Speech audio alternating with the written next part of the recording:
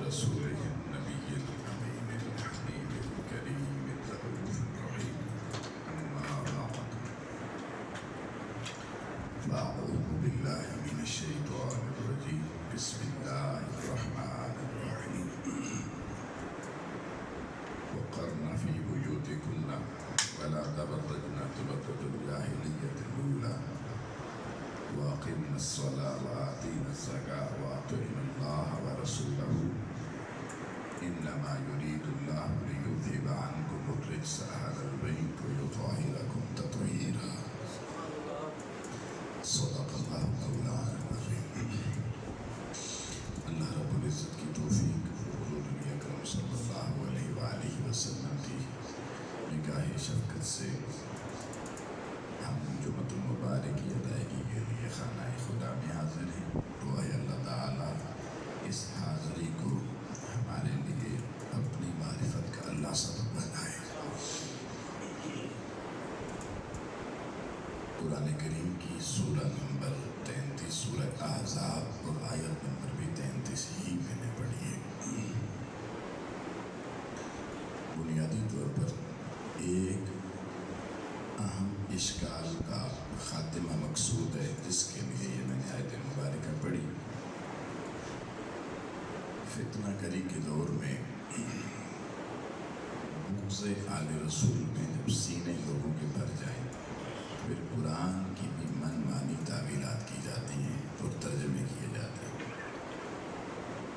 اور دوسری وجہ یہ بھی ہوتی ہے کہ علم و آگاہی سے محرومی بھی انسان کو جہالت کی طرف لے کے جاتی ہے.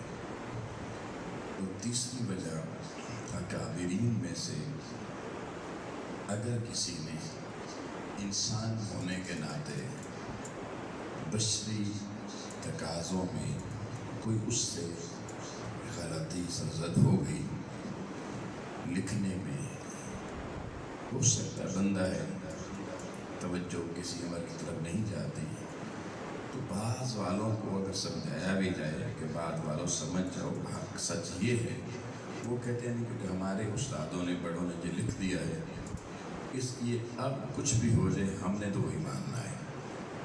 اس کو کہتے ہیں شخصیت پرستی. کبھی کبھی یہ شخصیت پرستی بھی دین دوری کا سبب بن جاتی ہے. اس ضمن میں اب آپ اس آیت کو سمجھیے. اس آیت مبارکہ بلکہ اس سے پچھلی آیت سے بھی مضمون پڑھیں یا نساء النبی لستن کاحد من النساء. اے نبی کی بیوی ہو دنیا میں تمہارے جیسی دوسری کوئی عورت نہیں ہے. تو ایک مضمون حضور علیہ السلام کی ازواج مطہرات کے حوالے سے شروع ہوا. آیت نمبر 32 بھی ساری ازواج کے ساتھ کلام تھا اور آیت نمبر 33 بھی شروع ہوئی تو کلام وہی رہا. اور ازواج کیونکہ حضور کی ازواج کی تعداد 9 یا 11 تھی تو اس لیے جمع مؤنث کا صیغہ تھرو آؤٹ قرآن مجید میں اللہ پاک نے استعمال کیا. عربی میں 3 یا اس سے زیادہ تعداد ہو اور مخاطب ہو اس کے لیے جو صیغہ استعمال کیا جاتا ہے وہ جمع مؤنث کا ہوتا ہے. تو یہ ذہن میں رہے کہ عربی میں جمع 2 سے شروع نہیں ہوتی. اردو میں انگریزی میں تو 1 ہو تو واحد 2 ہو تو جمع. لیکن عربی میں ایسا نہیں ہے. عربی زبان میں 1 کے لیے تو واحد 2 کے لیے تثنیہ کا صیغہ استعمال ہوتا ہے. اور یہ دنیا کی واحد زبان ہے جس میں اس کی بلاغت کے اندر اتنی وسعت ہے. سیدھا سیدھا واحد جمع کا اصول نہیں ہے. واحد پھر تثنیہ اور پھر جمع. تو جمع 3 سے شروع ہوتی ہے. اب آپ اس آیت کو سنیں کہ اللہ پاک نے فرمایا وَقَرْنَ فِي بُيُوتِكُنَّ. اے ازواج پیغمبر اپنے گھروں میں رکی رہو ٹھہری رہو. اللہ رسول کے گھر والوں کو کہہ رہا ہے ازواج رسول کو ہماری ماؤں کو اور ان ماؤں کے ذریعے پھر ہم قیامت تک جو مائیں دھرتی پر آئیں گی سب کو پیغام دے رہا ہے کہ عورت کی عزت عورت کا وقار اس کے گھر کی چار دیواری کے اندر ہے. یہ بازاروں میں گھومتے رہنا ہر وقت بے وجہ بھی گھر میں دل تنگ پڑ گیا ذرا باہر سے گھما لائیں. قرآن کہتا ہے قرن فی بیوتکن، اپنے گھروں میں ٹھہری رہو. اللہ حکم دے رہا ہے کہ ممکن ہے شوہروں کی نہ مانے، ماں باپ کی نہ مانے، انہیں اللہ کا حکم دکھا دیں کہ بھی اللہ کہہ رہا ہے گھروں میں ٹھہری رہو. اب یہاں پہ صیغہ استعمال کیا کنہ، یہ صیغہ جمع مؤنث کا ہے. جمع مؤنث اگر واحد ہو تو عربی میں لفظ مدہ ہے کی، اور تثنیہ ہو تو کما، اور تثنیہ سے زیادہ تین یا اس سے زیادہ تعداد ہے تو کنہ، کی کما کنہ. مذکر ہو تو پھر ہوتا ہے کا کما کنہ، کاف زبر کا، یہ صیغہ واحد ہے. اور کما یہ مؤنث مذکر میں تثنیہ کا ایک ہی صیغہ ہوتا ہے. اور جمع مذکر ہو تو کم کہتے ہیں اسے کم، اور جمع مؤنث ہو تو کہتے ہیں کنہ. یہ فرق ہوتا ہے عربی میں مذکر اور مؤنث کا. اب اللہ تعالیٰ نے یہاں صیغہ استعمال کیا کنہ، یہ ہے جمع مؤنث کا صیغہ. یہ ازواج نبی تم گھروں میں ٹھہری رہو. اب یہ بالکل کلیئر ہے کہ ازواج مصطفیٰ سے ہی گفتگو ہو رہی ہے. پھر فرمایا اگلے لفظ میں، اگلے جملے میں وَأَقِمْنَ الصَّلَاةَ وَلَا تَبَرَّجْنَ تَبَرُّجَ الْجَاهِلِيَّةِ الْأُولَىٰ، اور تم نے بناؤ سے گھار نہیں کرنا جیسے جاہلیت کے دور میں عورتیں کرتی تھیں. پتہ چلا یہ عورتیں جو بناؤ سے گھار کرتی ہیں اس کا تعلق جہالت سے ہوتا ہے، ترقی سے نہیں ہوتا. کہتے ہیں نا ماڈرن دور آ گیا. یہ ماڈرن دور نہیں اس کو قرآن کہہ رہا، اس کو جاہلیت الاولیٰ کہہ رہا ہے. اس میں اتنا ایک جملہ ذہن میں رکھیں کہ حضور علیہ السلام نے اس میں سے ایگزیمشن عورت کو دی، تبرج کے حوالے سے، میک اپ کے حوالے سے، بناؤ سنگھار کے حوالے سے. لیکن اس کے لیے متعین کیا، مشروط کیا کہ اگر شوہر کا ڈیمانڈ ہو کہ تم اچھی نہیں لگتی، باقی عورتیں بہت خوبصورت لگتی ہیں، تو اس شوہر کے لیے عورت تبرج کرے تاکہ اسے اپنی طرف اٹریکٹ کرے. کیونکہ یہ تبرج اٹریکشن کے لیے پتہ چلا کیا جاتا ہے. ایک عورت کو جب تک شادی نہ ہو تو کس کو اٹریکٹ کرنا ہوتا ہے؟ غیر محرم ہے. یہ جرم ہے، یہ گناہ کبیرہ ہے.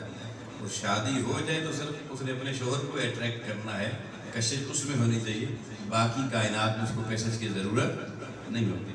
اس لیے قرآن مجید نے حضور کی اہلیہ جو ہیں ازواج، ان کو سامنے رکھ کر امت کی بیٹیوں کو پیغام دیا وَلَا تَبَرَّجْنَ تَبَرُّجَ الْجَاهِلِيَّةِ الْأُولَىٰ، کہ پہلی جاہلیت کی طرح تم میک اپ اور بناؤ سنگار نہ کرنا. اور آج یہ والی جاہلیت الاولیٰ پلٹ کے میرا سارا معاشرہ، ہر گھر اس کا شکار ہو چکا.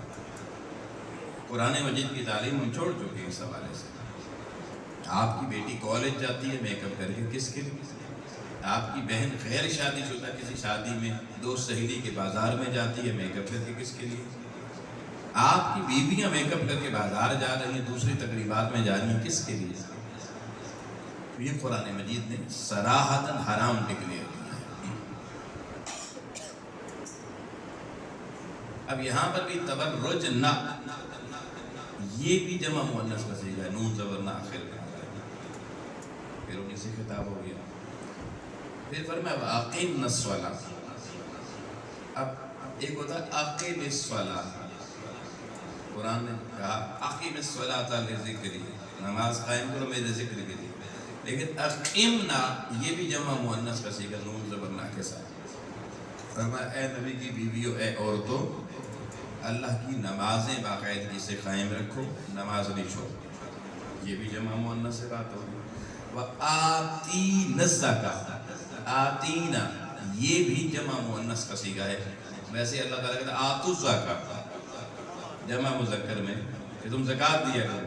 یہاں اسپیشلی عورتوں کے لیے الگ حکم آ رہا ہے، فرمایا آتینا الزکاۃ، تم عورتیں بھی زکوٰۃ دیا کرو. یہ بھی جمع مؤنث کا صیغہ. پھر فرمایا وَأَطِعْنَ اللَّهَ وَرَسُولَهُ، اطعنا یہ پھر جمع مؤنث کا صیغہ آ گیا. اور عورتیں اطاعت کیا کریں اللہ کی اور اللہ کے رسول کی. اب یہ 5 مقامات اس ایک آیت کے اس ابتدائی حصے میں وہ ہیں یہاں اللہ نے جمع مؤنث کا صیغہ استعمال کر کے یہ بتایا کہ یہ خطاب مردوں سے نہیں ہے، اس میں کوئی مرد شامل، اسلوب قرآن سمجھ میں آ گیا یہاں تک؟ اب یہاں تک اگر آپ قرآن کھول کے پڑھیں تو آگے آپ کو لکھا ہوا ملے گا طوا، ایک طوا پڑا ہوا ہے، اس کو وقف مطلق کہتے ہیں۔ وہ وقف مطلق کا معنی قرآن میں جہاں پہ بھی وہ طوا پڑا ہوا ہو نا، اس کا معنی ہوتا ہے کہ رک جاؤ، سانس لے لو، سانس لے لو تسلی سے، سکون سے۔ کیوں؟ ایک مضمون جس پہ اللہ بات کر رہا ہے، اس مضمون جس رخ سے بات ہو رہی ہے وہ مکمل ہو گئی ہے۔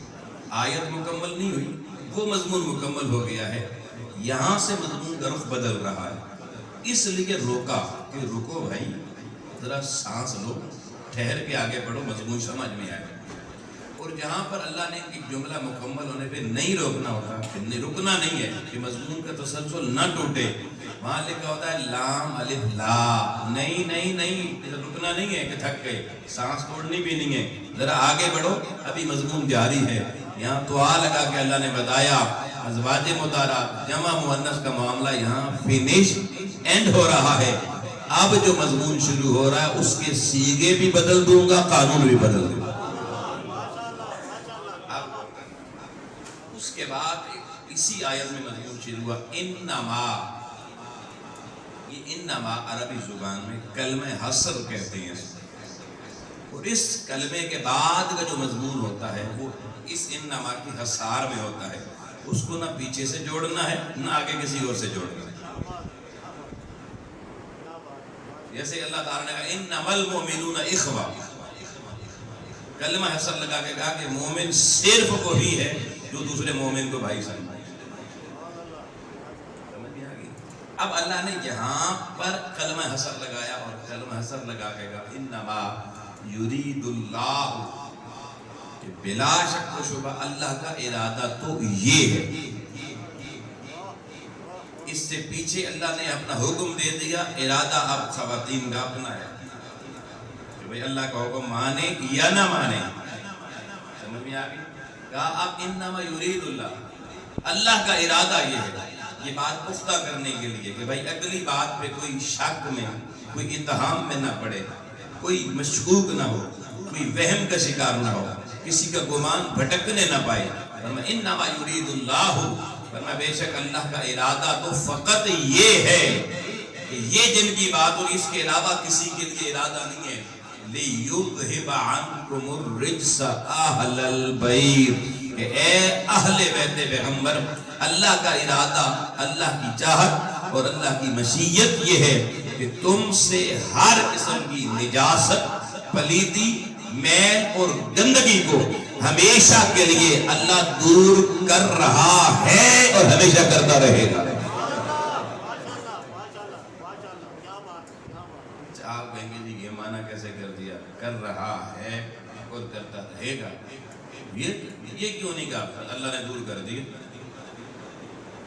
تو نہیں بھائی، یہ ترجمہ نہیں ہو سکتا دور کر دیا، اس لیے کہ اللہ نے فرمایا لِيُذْهِبَ، ذَهَبَ یُذْهِبَ، ذَهَبَ ہوتا ہے فعل ماضی، کر دیا، چلا گیا، معاملہ ختم ہو گیا، لیکن جب یا شروع میں آ جائے یُذْهِبَ تو یہاں معنی یہ نہیں ہوتا کر دیا، یہاں ہے کر رہا ہے، کرتا رہے گا، یہ فعل مضارع کا صیغہ ہے، اور مضارع عربی زبان میں فعل حال اور فعل مستقبل دونوں اس میں جمع ہوتے ہیں، یعنی اللہ اعلان یہ کر رہا ہے کہ اہل بیت پیغمبر سے میں ہر رجس کو، ہر نجاست کو دور رکھ رہا بھی ہوں، اور قیامت تک کوئی رجس اور نجاست اہل بیت کے قریب آنے بھی نہیں دوں گا۔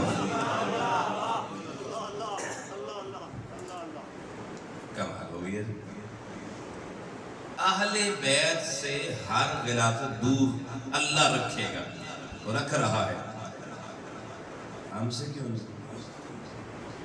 ہمارے لیے سورۃ المائدہ میں فرمایا کہ انما، وہاں پہ بھی کلمہ حصر لگایا کہ تم اپنا مضمون بھی سمجھ لو، یہاں پہ بھی کلمہ حصر لگا ہوا ہے، تم اس میں محفوظ ہو، اس سے کوئی شخص باہر نہیں نکل سکے گا سوائے ان اہل بیت پیغمبر کے، بھلے صحابی ہو، تابعی ہو، تبع تابعی ہو، ولی ہو، غوث ہو، قطب ہو، ابدال ہو، کلندر ہو، صوفی ہو، عالم ہو، زاہد ہو، فقیہ ہو، کوئی بھی ہو. فرمایا انما الخمر والمیسر والانصاب والازلام رجس من عمل الشیطان فاجتنبوہ. فرمایا سنو بے شک شراب ہو، جوا ہو، بت ہو، پانسے بازی، شطرنج کی چالیں ہوں، فرمایا یہ ساری چیزیں پلیدیاں ہیں، ناپاکیاں ہیں، اور اس طرح کی ہر ناپاکی شیطانی اعمال میں سے ہے. اور فاجتنبوہ ضمیر واحد کے ساتھ کہا اے ساری خلقت خدا سوائے اہل بیت پیغمبر کے ہر ایک کو اللہ پلیدی سے کسی کو بھی نہیں بچائے گا، اس سے بچنے کی محنت تمہیں خود کرنی پڑے گی. باقی سب نے اپنے آپ کو پلیدیوں سے خود بچانا ہے. اہل بیت پیغمبر کا نصیب اور مقدر دیکھیے. اللہ قرآن میں کہتا ہے تم نے نہیں بچنا، میں نے بچانا ہے.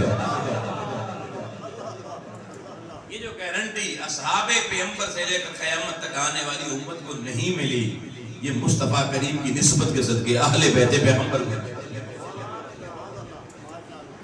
یہاں ایک اور لفظ بڑا غور کریں، لیذہب عنکم رجس.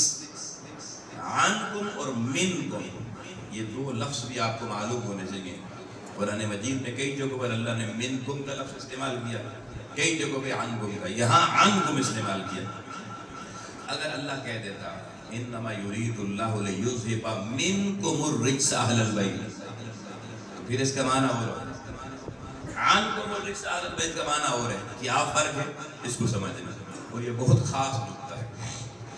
منکم رجس اللہ کہہ دیتا تو معنی یہ ہوتا کہ بھائی اے اہل بیت پیغمبر پلیدیاں، نجاستیں، کثافتیں، غلاظتیں، میل ملاوٹ، کھوٹ یہ تمہارے اندر آئے گی مگر اللہ کا ارادہ یہ کہ اللہ تمہارے اندر سے کھینچ کے نکال کے سے باہر کر دے گا. لیکن امت یہ تو کہتی نا جس لمحے وہ منکم اندر آئی اس لمحے تو پلیدی آ گئی، پھر اللہ نے نکال دی. آؤ اللہ نے کہا یہ محمد عربی کی نسل ہے، یہ محمد عربی کی اہل بیت ہیں، میں منکم نہیں عنکم کا لفظ استعمال کر رہا ہوں. عنکم کا معنی یہ ہے کہ اہل بیت پیغمبر سے اللہ رجس کو، نجاست کو قریب بھی نہیں جانے دے گا. اندر جانا تو مشکل کی بات ہے. اہل بیت پیغمبر جہاں رجس ہوگا وہاں اہل بیت پیغمبر نہیں ہوگی، اور جہاں میرے مصطفیٰ کی آل ہوگی وہاں رجس اور پلیدیاں نہیں ہوں گی.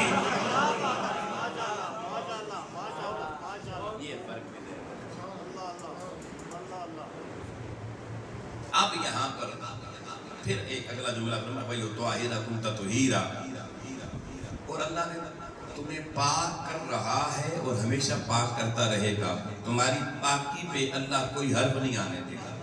تطہیرا، اور اللہ تمہیں ایسی طہارت عطا فرمائے گا کہ جہاں اللہ کی دی ہوئی طہارت بھی اپنی اوج کمال، اوج ثریا اور اپنی معراج کو جا پہنچے گی. یعنی اس سے اونچی کوئی طہارت ہے ہی نہیں، ہم نے بنائی ہی نہیں انسانوں کے لیے. یطہرکم کہہ دیا تمہیں پاک کر دیا ہے، پاک کر رہا ہوں، بات مکمل ہو گئی تھی. مگر کہا نہیں، پاکی کے بھی درجے ہوتے ہیں. اے اہل بیت پیغمبر تطہیرا، ہم تمہاری طہارت کو نیچے نہیں، اس سے اوپر نہیں، سب سے اوپر لے جائیں گے.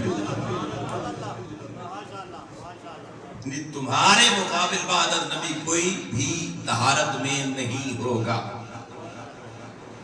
اب طہارت میں سب سے زیادہ فضیلت کس کو حاصل ہے؟ یہ قرآن کی نص سے اہل بیت پیغمبر کو حاصل ہے. اب اس کو کوئی اپنی طرف نہ کھینچے، اپنی شخصیت پرستی کی طرف، یہ قرآن کا وطن ہے. لیکن یہاں سوال پیدا کیا جاتا ہے. دو سوالوں کو میں ایڈریس کرنا چاہتا ہوں. ایک یہ کیا جاتا ہے کہ بھئی اہل بیت سے مراد جی اس میں امت کے فلاں طبقہ بھی ہے، فلاں بھی ہے، فلاں بھی ہے. ہم اہل بیت کا دائرہ اپنی مرضی سے بڑھا دیتے ہیں. اور دوسرا یہ نقطہ پیدا کیا جاتا ہے، نقطہ چینی کی جاتی ہے کہ بھئی مضمون شروع ہوا تھا ازواج مطہرات سے، تو یہ بھی ازواج مطہرات کے لیے، حضور کی بیویوں کے لیے کہ اللہ تعالیٰ نے ان سے ہر نجاست کو دور کر دیا اور انہیں طہارت کاملہ عطا فرما دی. کیا ایسا ہی ہے؟ ان دو چیزوں کو سمجھ لیجیے. سب سے پہلے اہل بیت کون ہیں؟ اہل بیت کی اقسام ہوتی ہیں. ایک ہوتے ہیں اہل بیت سکونت یا اہل بیت مسکن. یہ وہ ہوتے ہیں جنہیں پیغمبر کے گھر میں رہائش نصیب ہوتی ہے. ازواج مطہرات کا اپنا گھر بچپن سے کوئی اور تھا، پھر حضور کے گھر میں آ کر شادی کے بعد سکونت ملی. انہیں کہتے ہیں اہل بیت سکونت. ان کا حضور کی اہل بیت ہونے سے تعلق سکونت کا ہے، اور کسی وقت ختم بھی ہو سکتا ہے. شوہر بیوی کو طلاق دے دے. دوسرے ہوتے ہیں اہل بیت نسب. نسب بندہ نہیں بنا سکتا. سکونت والا تعلق بندہ بناتا ہے تو بندہ توڑ بھی سکتا ہے، لیکن نسب کا تعلق اللہ بناتا ہے. اب بندہ اس کو توڑ، رب کے علاوہ کوئی توڑ نہیں سکتا. یہ دو موٹی اقسام میں نے بتائی، مزید کو چھوڑ دیا. اب آبا گرامی، بیویوں کا تعلق اہل بیت نسب سے نہیں ہے، اہل بیت مسکن سے ہے. اور اولاد کا تعلق اہل بیت سکونت ہونے سے نہیں ہے، اہل بیت نسب ہونے سے ہے. یہ سمجھ میں آگئی اتنی بات.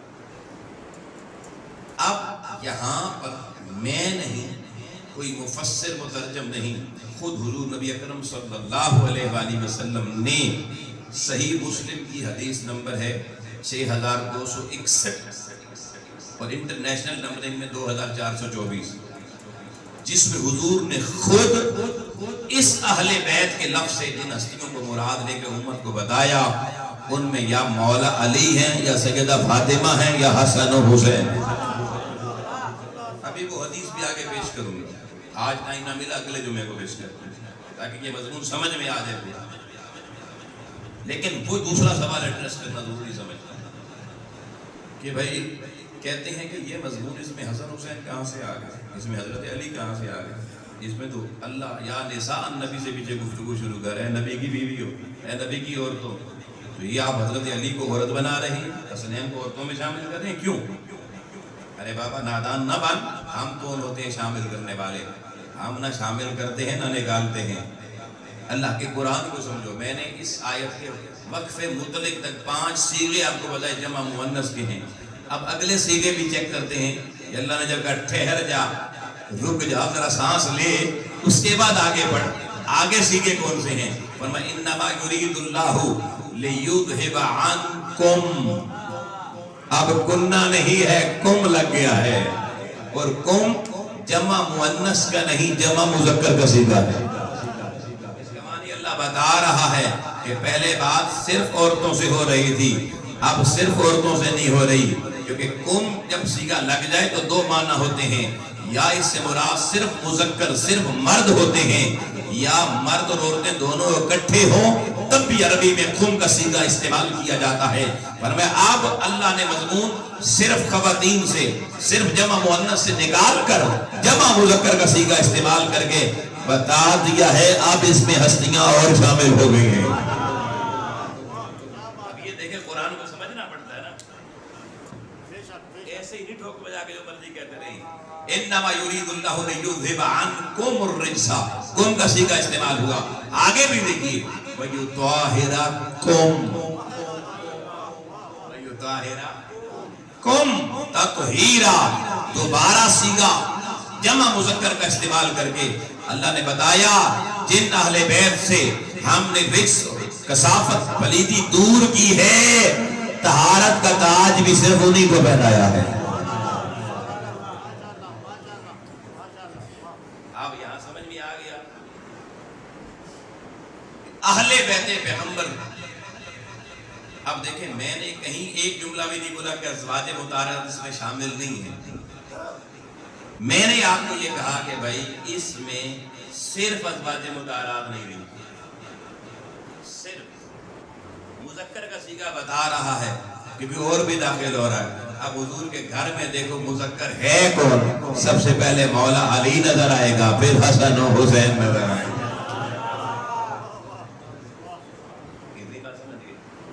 اب آ جائیں حدیث میں، اس کو بھی جلدی سے ڈسکس کر رہے تھے.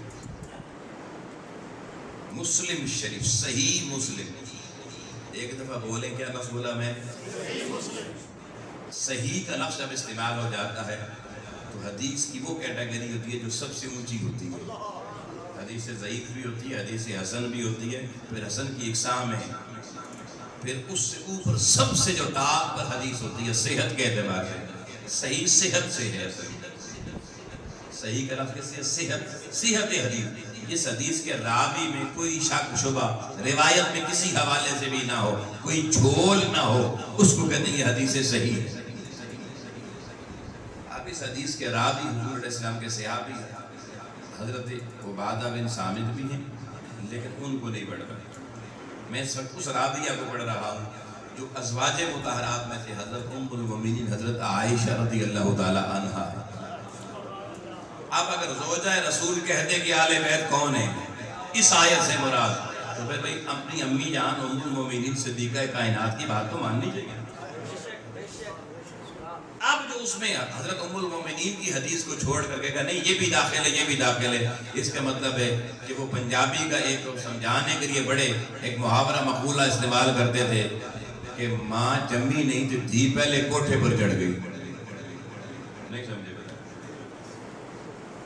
پیو جمعہ نہیں تو پتر کوٹھے سے چڑھ گئے. اس کا مطلب آپ اپنی ماں سے بھی آگے نکلنا چاہتے ہیں، کچھ حیا کے تقاضے ہوتے ہیں. ام المومنین کی حدیث سیدہ عائشہ رضی اللہ تعالیٰ عنہ راویہ ہیں، صدیق اکبر کی بیٹی ہیں. بھئی سچے صداقت والے ان کی بیٹی ہے، صدیقہ کائنات ہے، اس پہ تو اعتماد کر لو. اب اپنی من کی بات نہ ہو تو بھلے امی جان ہی کہہ دیں، منظور نہیں ہے. یہ حرکتیں نہیں ہونی چاہیے.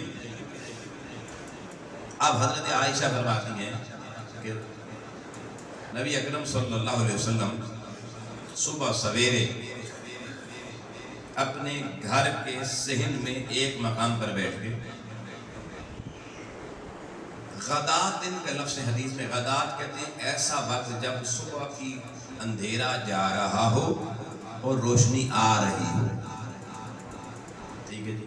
نبی کریم علیہ السلام صبح منہ اندھیرے میں اپنے گھر کے صحن میں بیٹھے اور حدیث کے لفظ ہیں وَعَلَيْهِ مِرْتٌ مُرَحَّلٌ مِّن شَعْرٍ أَسْوَدٍ.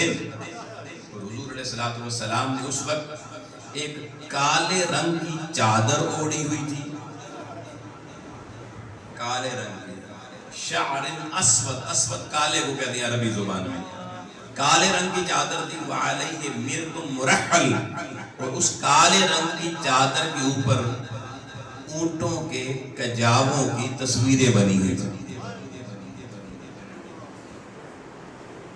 اب حضور علیہ السلام ایسا کمبل چادر کبھی گھر میں بھی نہیں رکھتے تھے جس کے اوپر تصویریں بنی ہوئی.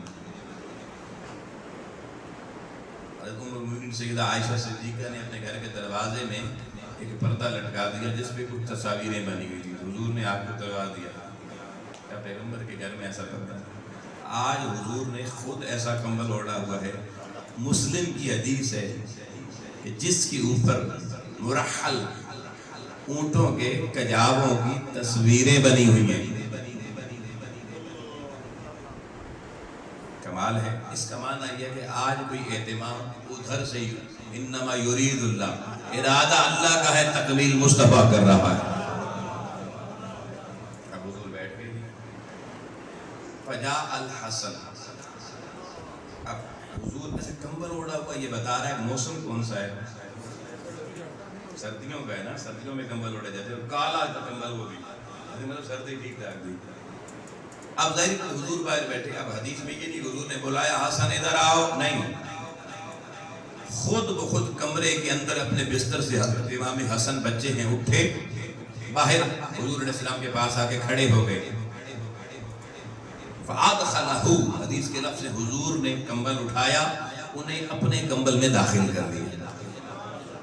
اب اللہ کا ارادہ سمجھتے چلے جانا. ثم جاء الحسین، پھر حضرت امام حسین علیہ السلام آ گئے. وَدَخَلَ مَعَهُ، حضور نے داخل نہیں کیا. اب اللہ کا ارادہ سمجھنا جن کے لیے اہتمام تھا. فرمایا حسین آئے، نانا سے اتنے بے تکلف تھے سیدھا ہی چادر میں گھس گئے.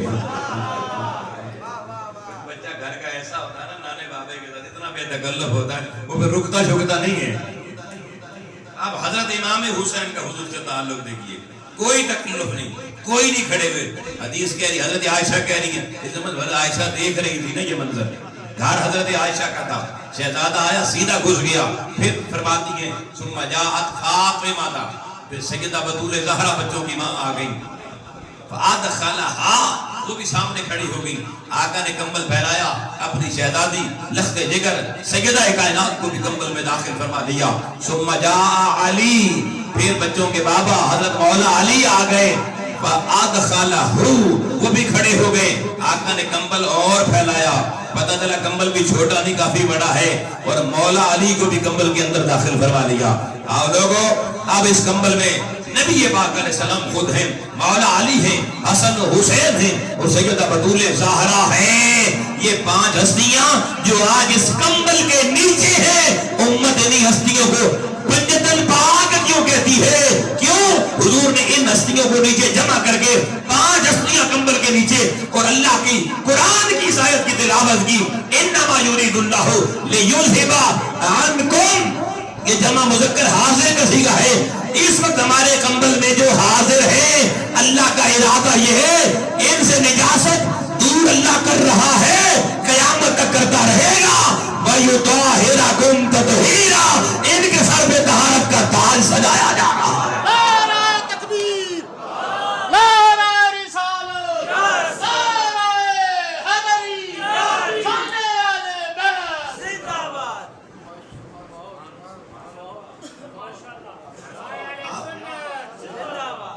اب حضور نے یہ آیت پڑھی، پہلے نہیں صحابہ کو سنائی، اب پڑھی حضرت عائشہ کہتی ہے انما یرید اللہ لیذھب عنکم الرجس اہل البیت ویطہرکم تطہیرا. یطہرکم، تمہارے ساتھ وعدہ طہارت اللہ کا ہے.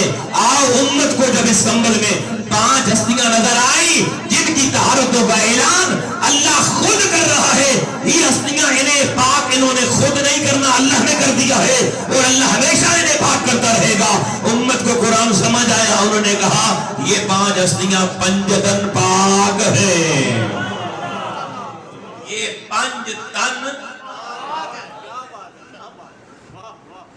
اب حضرت عائشہ تو لا لیا ہے، انہوں نے یہ تو نہیں بتایا کہ حضور نے مجھے بھی داخل کیا. میں اگلے جمعے مجھے یاد رہا تو میں وہ حدیث بھی پڑھوں گا. اسی گھر میں ایک کونے میں ام سلمہ کھڑی تھی حضور کی زوجہ، حضرت عائشہ راضیہ ہیں. حضرت عائشہ نے حضور کو کہا حضور میں بھی، فرمایا اللہ. حضرت ام سلمہ نے بھی کہا میں بھی، فرمایا اللہ. بلکہ فرمایا تم تو پہلے ہی اللہ کی بارگاہ میں قبول ہو. غیر مقبول وہ بھی نہیں ہے، مگر فرمایا آج کا اہتمام ہمارا کمبل لے کے یہاں بیٹھنا، ہم نے تو کسی کو بھی نہیں بلایا. اللہ نے جس کو اٹھایا ہماری چادر تک پہنچایا. آج کا اعلان انہی کے لیے ہے. آج کا اعلان. اب گرامی، یہ قرآن کی اس آیت کو میں نے بتایا، اس کا پہلا حصہ وہ کلیئر کٹ ازواج مطہرات، جس میں کوئی دوسرا داخل نہیں ہے. اور اگلے حصے سے ہم تو کسی کو بھی نہیں نکال رہے پاتا، ہماری کیا مجال. یہ اہتمام حضور نے کر کے بتا دیا، یہ اعلان اللہ کا ارادہ جن کے لیے ہے وہ کون ہے. اب ہمارا کام ہے ان کی پہچان کرنا. حضور نے تو دیکھے دکھا دیا. حضور اب ہمارے دروازہ کھٹکھٹا کے تو نہیں کہہ سکتے قرآن کی ذات میں. حضور نے اہتمام کر کے قرآن کی آیت پڑھ گئے. حالانکہ حضور کا معمول تھا کوئی آیت بھی آپ پہ اترتی، جب اترتی اس کے بعد اس صحابہ سے ملاقات ہوتی، حضور انہیں سنا دیتے. آج آیت رات کے پچھلے حصے میں اتری ہوئی ہے، یہ والا حصہ. حضور مسجد نبوی میں گئے، صحابہ کو نماز پڑھائی، دعا کی، ملاقات کی، مگر آیت نہ سنائی، واپس آ گئے. کیونکہ انما یرید اللہ، اللہ کا ارادہ یہ ہے. گھر میں بیٹھ کے یہ ماحول بنا کے اللہ نے جس کو اٹھا کے کمبل تک پہنچایا، اسے کمبل میں داخل کیا، اور یہ آیت پڑھ کے دنیا کو بتا دیا ان ہستیوں کی طہارت پہ کبھی انگلی. اب یہ جو رجس ہوتا ہے اس میں غلطی، گناہ، معصیت ہر چیز شامل ہوتی ہے. یہ 5 وہ ہیں، غلطی، معصیت، گناہ. اللہ کہتا ہے میں ان کے قریب بھی نہیں آنے دوں گا. اور مولوی کہتا بھی خطا پر تھا. اب وہ خطا پر نہیں، حضور آپ خطا پر ہیں. ان کا خطا سے مبرہ ہونا، اس کا اعلان تو قرآن کر رہا ہے، میں نہیں کر رہا. میں آیت پڑھ رہا ہوں یطہرکم تطہیرا. اور جیسے اللہ طہارت دے دے پھر بھی مولوی کو نظر کمی رہ گئی ہے. اس کا معنی یہ بھی ہو سکتا ہے کہ مولوی سمجھ رہا میں ذرا اونچا میں ہی پاک کروں گا تو ہوگا, اللہ تو نہیں کر سکتا. یہ کتنی بڑی جسارت ہے. اس لیے اللہ پاک فہم قرآن کی صحیح توفیق عطا فرمائے اور قرآن کا وہی معنی جو میرے نبی نے متعین کیا وہی امت کو بتانے کی توفیق عطا فرمائے. وآخر دعوانا, ایک منٹ بیٹھیے, وآخر دعوانا الحمدللہ رب العالمین. لاسٹ نائٹ کو ہمارا یہاں پہ کل بہت موسمی تغیر اور تبدل ہمارے پنڈی اور اسے گرد و نواح میں سینکڑوں لوگ کل شہید ہوئے, زخمی ہوئے. اللہ تعالیٰ ان کو جوار رحمت نصیب فرمائے. اور کل شام کو مغرب سے عشاء تک ہماری اس جامع مسجد میں سلطان کربلا کانفرنس تھی. اللہ نے اس وقت موسم ہمیں اتنا دے دیا کہ کسی کے آنے میں کوئی دقت نہیں تھی. الحمدللہ تعالیٰ کثیر تعداد میں لوگ آئے, دور دراز سے آئے. اور کل کی ہماری بہت کامیاب کانفرنس تھی. میں اس پر ان تمام احباب کا جنہوں نے اس کے لیے کاوشیں کی, اس میں دعوت دی, اس میں خود شریک ہوئے, ان کی ساری کوششوں کو ہدیہ سلام پیش کرتا ہوں. اور بارگاہ حسینی میں ملتجی ہوں اللہ حسین پاک کے قدموں کا صدقہ ہر بچے بھائی بزرگ کو جو اس محفل کی زینت بنا ان کو بھی, اور جو نہیں بنا ارادہ رکھا تھا کسی وجہ سے, اللہ ان کو بھی بارگاہ حسینی میں قبولیت تامہ عطا فرمائے. وآخر دعوانا